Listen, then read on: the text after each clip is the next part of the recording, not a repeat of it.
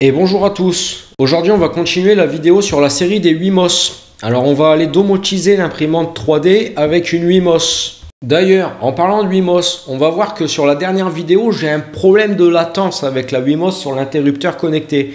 Alors j'ai réglé ce problème, tout simplement j'ai viré le multiclic. Voilà, ça m'a fait gagner environ 2 secondes de latence parce que tu as un délai quand tu fais le multiclic pour faire ton clic suivant, tu sais. Et ce délai est quand même vachement plus long sur une Wimos que sur un Arduino. Je ne sais pas pourquoi. Je pense que je dois pouvoir le modifier dans le code. J'y reviendrai. Je le ferai. Je vous dirai comment j'ai fait. Alors j'ai voulu acheter un Raspberry Pi pour pouvoir installer Octoprint dessus et utiliser les GPIO avec Jiduino. Il y a juste un petit problème de port à régler parce que les deux utilisent le même port pour communiquer avec le reste du monde.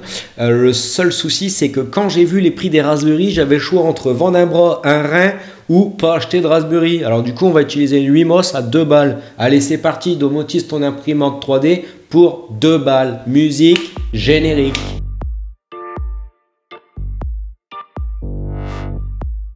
En premier lieu, je vais commencer par mettre en place un capteur de fin de course pour pouvoir recevoir une notification via Telegram quand l'impression est terminée. Pour remonter l'axe Z en fin d'impression, vous allez dans Paramètres, Paramètres de l'imprimante. Et maintenant, il faut modifier le G-code de fin. Il faut donc lui rajouter G0 Z avec la hauteur maximum de votre imprimante. Par exemple, la Ender va jusqu'à 250 mm, donc G0 Z 250 pour la remonter au maximum. Attention à où vous mettez ce code.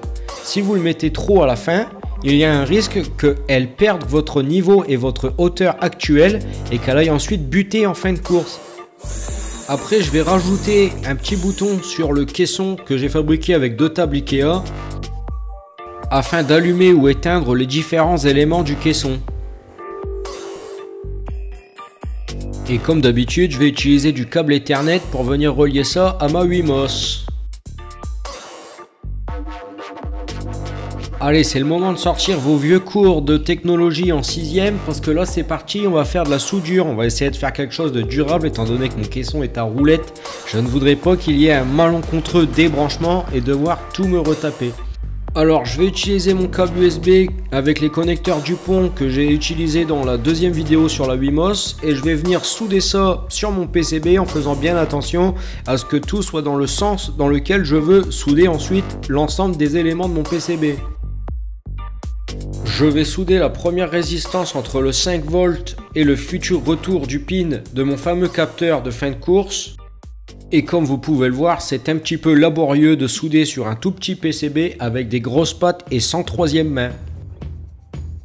J'ai créé un connecteur Dupont pour pouvoir souder directement sur le PCB, donc j'ai utilisé des câbles Dupont que j'ai rassemblés en nappe.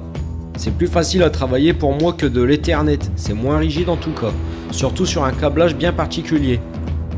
Et je soude la résistance dessus.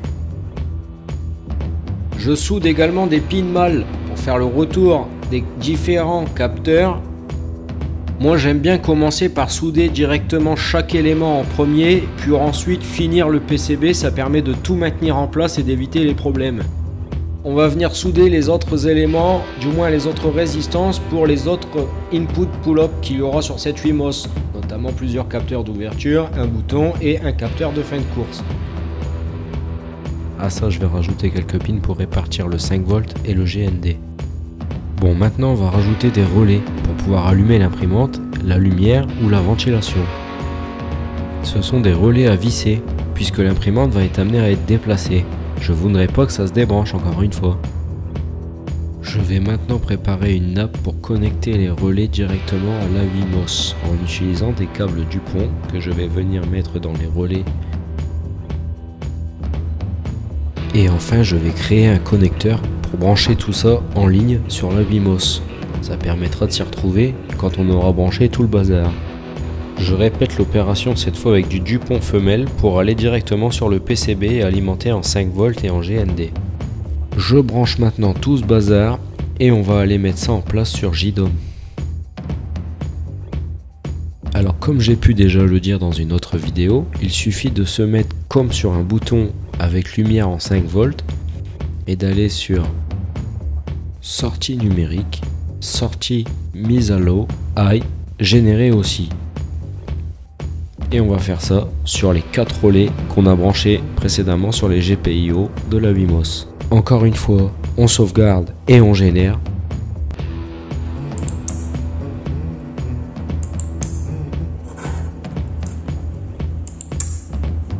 Je vous laisse apprécier la rapidité encore une fois.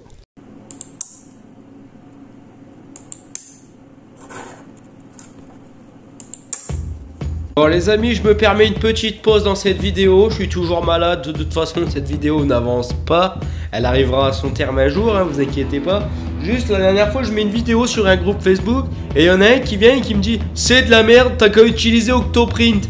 Bon, déjà le prix d'un Raspberry, on va pas le répéter, hein, on va éviter ça. Et le mec il dit ouais bah moi ça marche avec un Pi 0. Ah bah si toi ça marche avec un Pi 0, moi quand j'ai regardé sur internet les gens ils disent que ça marche pas avec un Pi 0. Bon je peux me tromper, dis-moi en commentaire, enfin du moins pas toi parce que toi je te crois pas, mais dites-moi en commentaire si je me trompe, ça peut arriver. Et en tout cas on continue cette vidéo, domotise ton imprimante 3D pour 2 balles, et j'ai bien dit 2 balles, merde. Bon maintenant on va aller mettre ça en place. Alors merci Jérôme pour ce modèle que tu m'as créé spécialement pour moi sur mesure. Donc je vais connecter l'imprimante sur mon premier relais en faisant très attention au sens du câblage. C'est là où il faut que je vous explique quelque chose. Les entrées des relais se font par le milieu. Les sorties, elles, se font donc des deux côtés. Attention, il y a une très grosse différence entre normally closed et normally open. Selon ce comportement et le type d'équipement que vous avez sur cet appareil, faites très attention car s'il y a une déconnexion ou une coupure de courant, de savoir dans quel état va se retrouver votre relais. Et c'est là où j'ai justement opté pour que la lumière soit éteinte en cas de coupure de courant, mais en revanche, je veux que l'imprimante s'allume pour la simple et bonne raison que si la Wimos se déconnecte pendant une impression, cela ne va pas éteindre l'imprimante 3D. Bon, comme j'en ai parlé au début de la vidéo, j'ai un problème de latence avec le multiclick que j'ai fini par régler.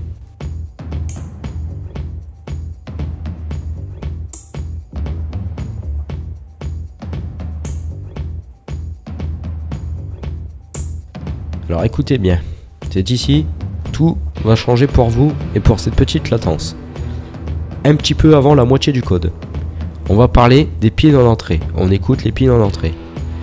J'ai commencé par modifier le délai pour éviter trop d'envoi. Au lieu de 1000, je l'ai mis à 200. J'ai ensuite modifié le délai anti-rebond. Au lieu de 50, je l'ai mis à 5. J'ai également modifié le délai d'appui long. C'est-à-dire que j'ai raccourci le délai d'appui long. De 1200, je l'ai passé à 500.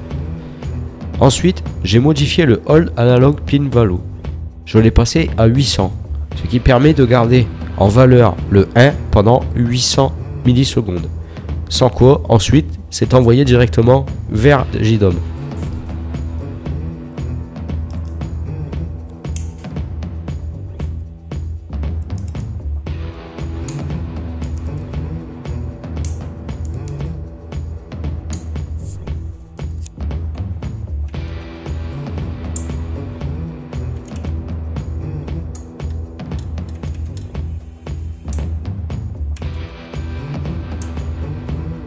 Et voilà, je peux allumer ou éteindre mon imprimante à distance. Je compte bientôt rajouter les ventilateurs pour gérer la température du caisson. Ainsi, ils s'allumeront en fonction de la température et s'éteindront toujours en fonction de cette même température. Et je reçois une notification quand mon impression est terminée, avec une petite photo vers Telegram. J'ai également un scénario qui va éteindre l'imprimante une fois l'impression terminée. C'est aussi le moment pour moi de vous avouer que j'ai un Raspberry. Mais je l'utilise pour une antenne Bléa pour la sonde de température qui me sert pour le chauffage. Malheureusement, j'ai pas encore trouvé le temps de passer un nouveau câble pour pouvoir mettre une DS18B20 à la place. Ça viendra, on finira par le faire. Alors je suis vraiment désolé pour la qualité audio de cette vidéo. J'ai fait du mieux que je pouvais, mais comme vous avez pu l'entendre tout le long de cette vidéo, j'ai été malade. Aujourd'hui elle va sortir, j'espère qu'elle vous a plu et que surtout la modification concernant le multiclick vous intéresse. Aussi, mes vidéos ont eu la chance de susciter des vocations, notamment chez Jérôme, qui nous a mis un petit écran OLED et qui nous a fait un super PCB aussi.